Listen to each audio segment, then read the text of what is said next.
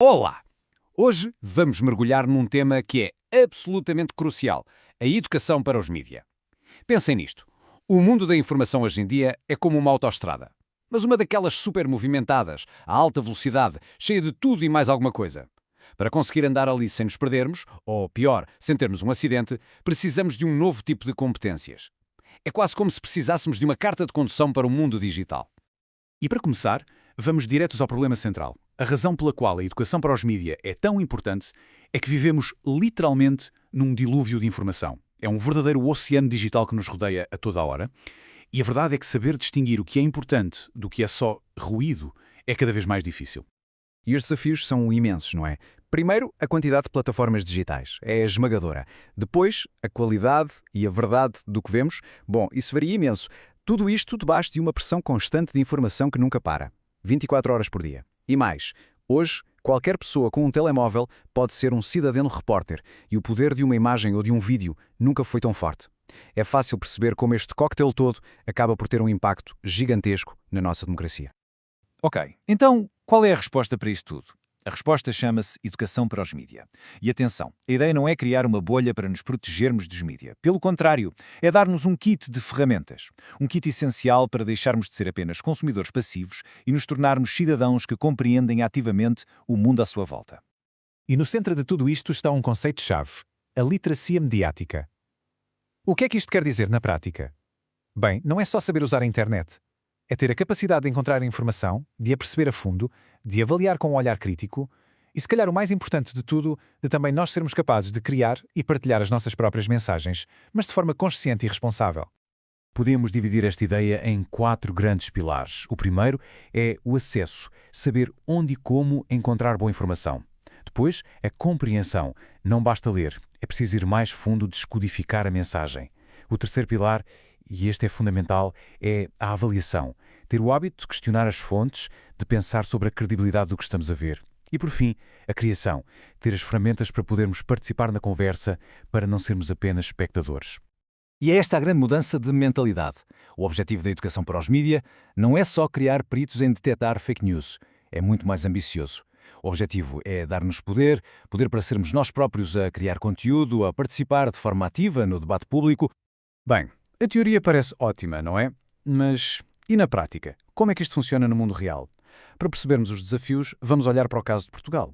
O país fez algo importante. Colocou a educação para os mídia no currículo escolar, dentro da disciplina de Cidadania e Desenvolvimento. Agora, poderíamos pensar, excelente, está no currículo, problema resolvido. Pois, mas o inquérito feito a professores mostrou uma realidade bem diferente. A esmagadora maioria disse que, na verdade, não planeava ensinar o módulo dos mídia. Apenas uma pequena minoria estava disposta a avançar. E isto, claro, leva-nos a uma pergunta que se impõe. Se a lei existe, se está no papel, por que é que não está a chegar às salas de aula? A resposta não parece ser falta de vontade.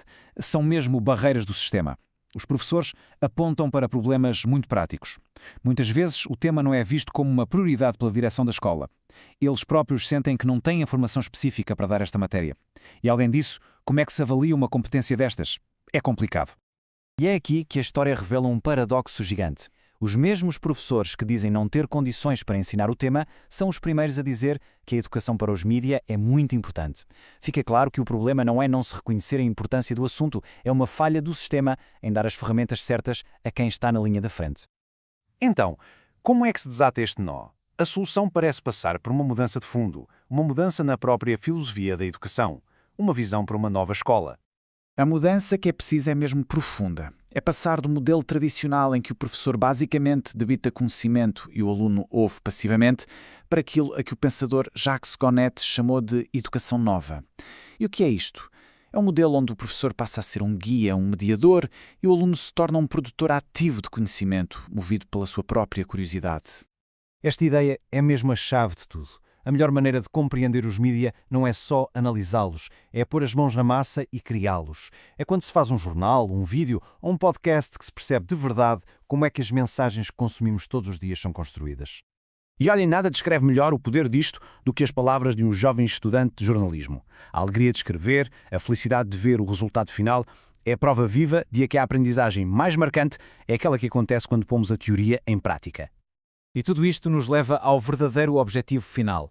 Porque, no fundo, a educação para os média não é só sobre saber usar a internet ou o telemóvel. É sobre algo muito maior. É sobre construir as bases de uma cidadania ativa, crítica e informada.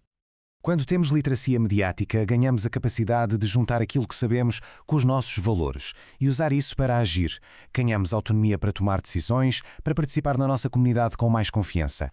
No fundo, estamos a falar de uma competência que é absolutamente essencial para termos uma democracia mais forte no século XXI. E, para terminar, fica esta pergunta no ar para reflexão. Tendo em conta o quão centrais os mídias são nas nossas vidas, a questão que temos de nos colocar é: será que estamos mesmo a dar às novas gerações as ferramentas de que elas precisam para um mundo digital complexo que já é e que cada vez mais será a sua realidade?